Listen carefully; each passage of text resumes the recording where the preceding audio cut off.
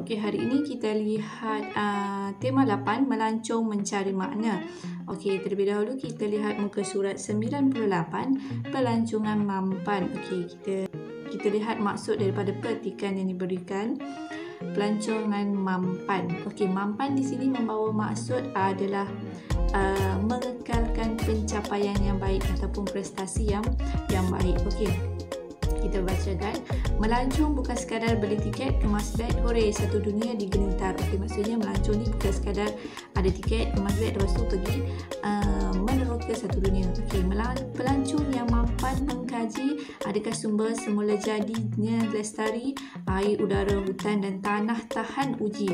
Spesies burung berbaran di sana sini, mamalia reptilia terpelihara di habitat semula jadi. Okey, bermaksud pelancong yang mementingkan pencapaian baik ini akan mengkaji sama ada sumber alamnya terjaga daripada spesies burung, mamalia, reptilia semua terpelihara habitat semula jadinya. Okey, pelancong mampan melihat adakah penjagaan kualiti alam sekitar hebat. Pelancongan hijau menjadi matlamat program pemeliharaan dan pemuliharaan masyarakat setempat. Bersihkan pantai, tanam pokok, pilihan utama pelancong sejagat. Maksudnya pelancongan yang menjadi pilihan adalah pelancongan yang melibatkan penjagaan kualiti alam sekitar dari segi penglibatan penduduk ataupun masyarakat setempat dalam program-program pemuliharaan dan pemeliharaan alam sekitar. Okey, seterusnya pelancong mampan meneliti adakah pembangunan sosialnya seimbang dan harmoni, rakyat sihat, ekonomi mantap dan bernilai murni, kaya budaya dan seni, warisan kebangsaan yang dihargai.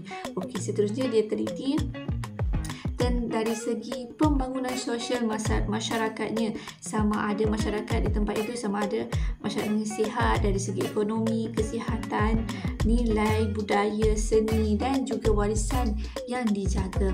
Okey, seterusnya pelancong mampan meneroka adakah pembangunan fizikal dipelihara dan dipelihara, konservasi bangunan, monumen, arkeologi dan tapak warisan negara, menyimpan 1001 cerita sejarah negara bermulanya tamadun bangsa.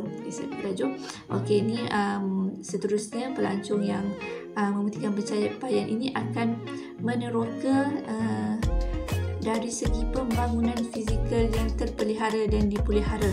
Okey, pembangunan fizikal dari segi bangunan, monumen, arkeologi, tapak warisan negara, di mana semua itu adalah menyimpan sejarah tentang negara, tentang permulaan tamadun negara ataupun bangsa itu. Okey, pelancongan mampan, pilihan warga dunia yang memandang ke hadapan. Maksudnya pelancongan yang mengekalkan pencapaian yang baik ini adalah pelancongan yang menjadi pilihan seluruh warga dunia. Okey, dalam tajuk pelancongan ini, okey, kita kerana pelancongan ini ada beberapa jenis pelancongan. Okey, kita lihat jenis-jenis pelancongan tersebut, iaitu yang pertama pelancongan eko-pelancongan, pelancongan agro-pelancongan, pelancongan kesihatan, pelancongan pendidikan, pelancongan sukan dan rekreasi, pelancongan kebudayaan dan juga pelancongan keagamaan. Okey, ini adalah jenis-jenis pelancongan. Kita fokus kepada Malaysia. Okey, kita pergi kepada pelancongan eko-pelancongan. Okey, eko-pelancongan ni adalah pelancongan yang berkonsepkan alam semula jadi, melibatkan bentuk muka bumi. Jadi Malaysia ni menjadi pilihan pelancong kerana keistimewaan bentuk muka buminya yang pelbagai.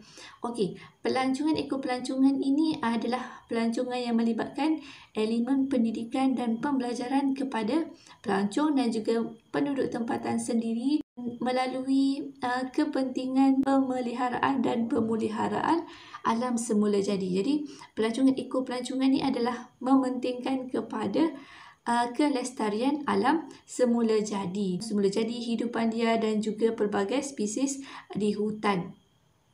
Okey, antara aktiviti eko-pelancongan yang dibangunkan adalah contohnya di Taman Negara Kuala Tahan, Pahang, Taman Negeri Royal Belong, Perak. Okey, itu adalah taman-taman negara yang terpelihara, yang dipelihara keindahan alam semula jadinya, tapi dibuka kepada pelancong Okey, seterusnya adalah kita pergi kepada agro pelancongan. Okey, perkataan agro itu sendiri adalah membawa maksud kepada pertanian.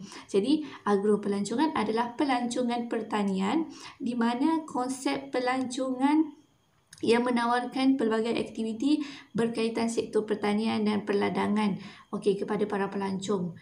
Malaysia ni adalah sebuah negara yang kaya dengan hasil pertanian sebab mempunyai hasil bumi yang subur dan pelbagai sumber pertanian. Jadi ekopelancongan ni semakin berkembang di Malaysia.